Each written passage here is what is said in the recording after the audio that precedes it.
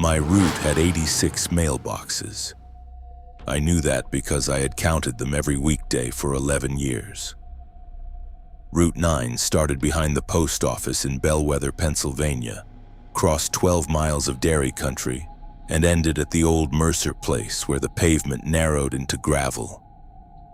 On Monday, October 14th, it had 87. The new box stood between the Halpern farm and a drainage ditch, on a clean cedar post that looked freshly set. No house, no driveway, no name, just black metal, a raised red flag, and the number 87 painted in careful white strokes. I stopped because an outgoing flag meant somebody expected pickup. Inside was one cream envelope, no stamp, no return address. On the front, typed in faded ink, were 4 words. For Ellis Carter today. Ellis was box 41, 6 miles behind me. I should have taken it back to the office. Instead, I delivered it. Before pulling away, I noted the location and photographed the box with the post office phone. The image showed only the ditch and weeds. I blamed glare, then checked my mirror. Box 87 remained, its red flag lowering as if someone inside had accepted my decision.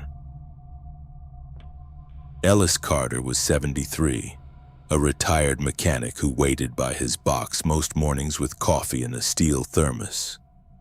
That day, he was not outside. I slid the envelope in with his electric bill and kept driving. At 4:16 that afternoon, the volunteer fire department was called to his barn. A fuel line had split beneath his tractor. Ellis died before the ambulance reached County Road 6. I learned about it the next morning from Marlene, our clerk.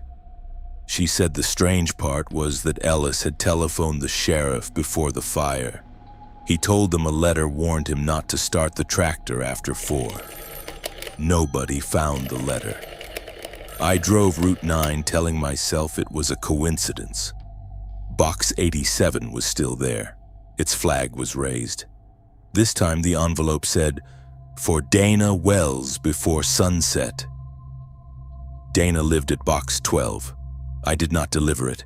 I brought it back to the post office and locked it in my supervisor's desk. When I locked Dana's envelope away, I signed the desk log and made Marlene witness the time. Postal work survives on records, scans, signatures, mileage, accountable custody.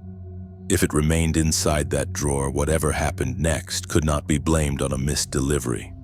Or so I believed. At 5:48, Dana Wells was struck by a falling branch while bringing her horses in ahead of a storm. She died before sunset. The envelope was still locked in the desk. My supervisor, Hank Doyle, opened it with me watching.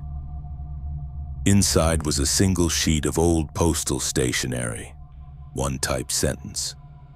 "She will stand beneath the sycamore because you kept this from her." Hank called the county inspector. We drove out together before dawn. There was no mailbox between the Halpern farm and the ditch. There was not even a hole where the cedar post had been. The route database ended at 86. The county parcel map showed no lot at that location. Then Hank checked the mileage on my truck. Monday's route was 12.4 miles longer than normal. Tuesday's was 12.4 miles longer again. Somehow I had driven an extra road without remembering a single turn. Hank made me retrace both days with the odometer reset. At the Mercer place, the dashboard gained 12 miles while the truck barely moved.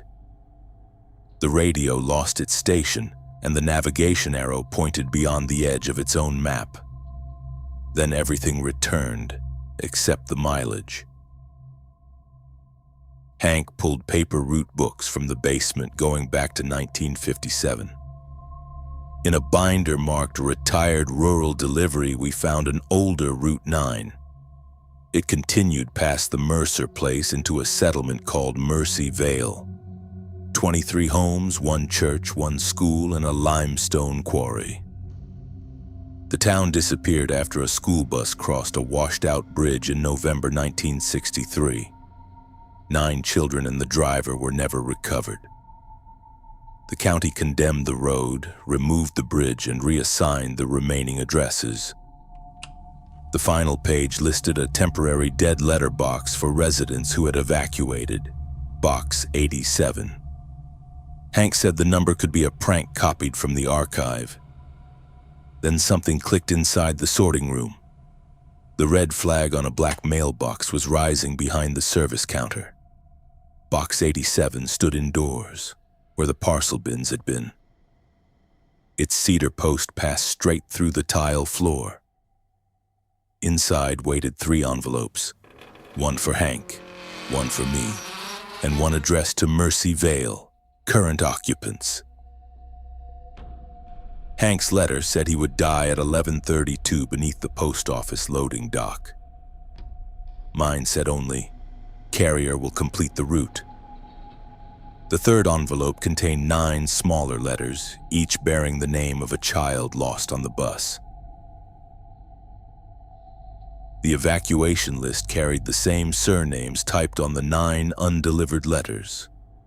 Beside each name, a clerk had written, "Forwarding address unknown." No carrier completed the route after the flood. Box 87 had not been created for the living who escaped. It had been left for the children who never arrived. Across the bundle was stamped, "Deliver before midnight." Hank wanted to burn them. At 11:31, the building shook. A delivery truck had rolled backward from the lot with nobody inside. It struck the loading dock exactly where Hank had been standing moments earlier. The warning had saved him because we had read it. That was when I understood. The letters did not predict deaths. They described what would happen if the delivery was made or refused. Every choice completed a different sentence. I compared every warning. Each sentence changed depending on who held the envelope and what we chose to do. The box was not showing one fixed future. It forced the carrier to participate, turning refusal into an action and delay into a kind of delivery. Midnight was not a deadline. It was the next collection time. At 11:44, I loaded the 9 letters into my truck. Route 9 appeared on the navigation screen, extending beyond the Mercer place along a road that no county map admitted existed. The road beyond Box 86 was narrow but newly paved. Mailboxes stood every 50 yards, their numbers painted backward, 23, 22, 21. Porch lights glowed behind empty windows. Curtains moved in houses with collapsed roofs. I wanted to turn around, but the gear selector would not leave drive. Every time I touched the brake, another porch light came on. The route was counting down around me. By the bridge, I understood the 9 letters were not warnings. They were mail that had been more than 60 years late. At the bottom of the hill, the missing bridge crossed a dry ravine. A yellow school bus waited on the far side with its headlights on. Box 87 stood at the center of the bridge. Its flag was down. I placed the 9 letters inside. The flag rose by itself. From the bus came the sound of children opening envelopes one after another. Then the headlights went dark. In my mirror, the houses of Mercy Vale were gone. The bridge ended behind my rear tires, dropping into the ravine. Box 87 remained beside me. Inside was one final envelope addressed to Hank Doyle tomorrow. I drove back before dawn and never told Hank what it said. Hank retired that morning. He moved to Arizona and changed his number.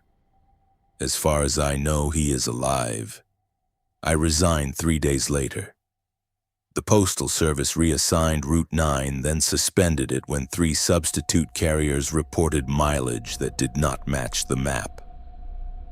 The Halpern farm is gone now.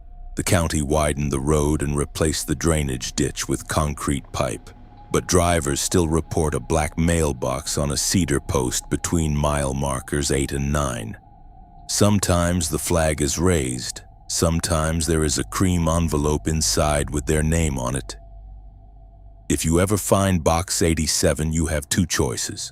Read the letter and learn what your next decision will cost. Leave it closed and let the box write the ending for you. Either way, do not take the envelope home. Route 9 does not end at the Mercer place anymore. It ends wherever the mail is delivered.